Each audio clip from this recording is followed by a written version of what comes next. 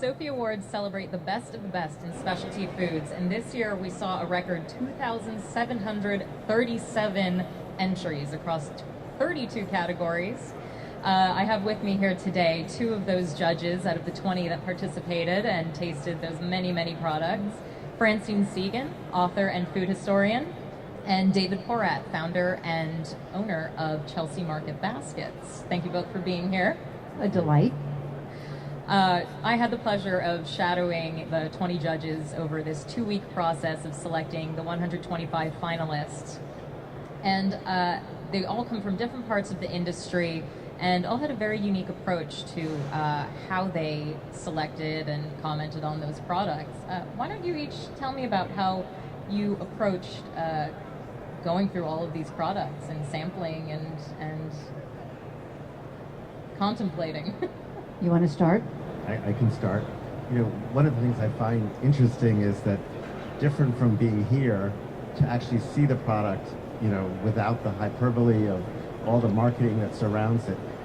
You know, you can sort of purely appreciate what it tastes like.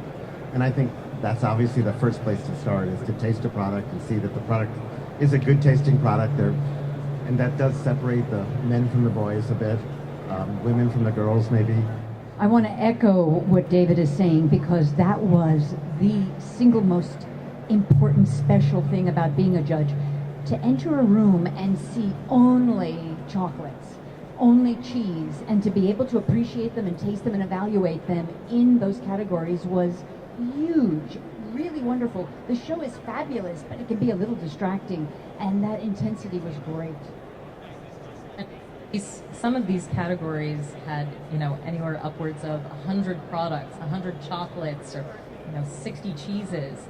How did you give the same amount of attention you gave to the 100th product as you did to the first? Well, I think one of the things that was interesting was that as judges, we, amongst ourselves, decided that we shouldn't just go in order of 1, 2, 3, 4. We divided up into groups where we would start at the beginning, start at the middle, and start at the end, so that everything seemed fresh to us in a different way, so that we weren't all judging just the first thing first and then the last thing last. And I thought that was a nice way that at least my group balanced that tasting. You know, I think that the fact that there were judges from, you know, people who are writers for magazines, large companies, small companies, a good cross-section of judges with different points of view, I think that helped to keep it fresh. And there was a, you know, obviously talking amongst, you know, and our own experiences about the products helped to keep us going. I mean, I will say as well, there was a tremendous amount of work and expense that went into making sure that it was fairly presented. So, I mean, that was, for me, that was kind of humbling, and that was earnest, and that meant, you know, you had to really taste and analyze as best you could all the entries. I mean, for me, obviously, number one is taste, but, you know, number two is, I think, accessibility. If something is, you know, too highfalutin, too expensive, too, you know, tertiary, you have to think twice about it. You want something that is earnest. You look at, obviously, ingredients. So, I mean, it's a combination of a lot of things, but it starts off that something tastes good and is made with integrity. What sort of flavor and ingredient trends did you see this year? A couple of trends. One, chia seeds and flax seeds are finding their way into lots of products, into cereals, crackers, many, many products. Another is fabulous ancient whole grains.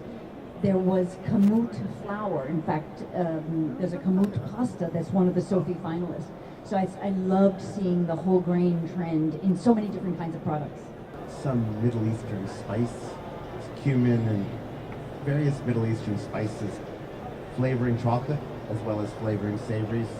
You know, I see that as a trend, and I think that's sort of a byproduct of Mr. Ottolenghi and what he does in England, which I think is great. Now, we talked briefly about how there was such an eclectic mix of judges. We had, you know, writers and historian and retailers as well.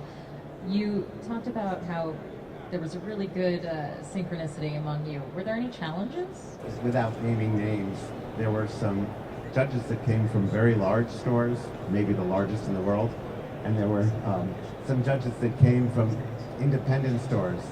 And, you know, I think we sort of agreed on things, but ultimately we weren't sure where each other was coming from, because we weren't sure were we serving the interest of huge mass market, or were we serving the interest of a specialty food retailer. But I think ultimately we did agree that we were looking for quality, and so that, to me, that was sort of a slightly interesting conflict.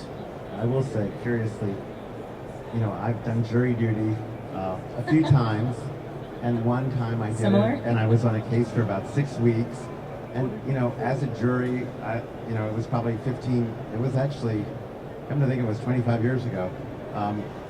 But we did sort of bond as a jury, you know, whether it's over Chinese food in Chinatown, or, you know, politics, or talking about it. And it was curiously similar to that you sort of had to leave behind, you know, a lot of your luggage from your history, and you had to apply and think very purely about what's the right decision to make. And it was a very similar feeling.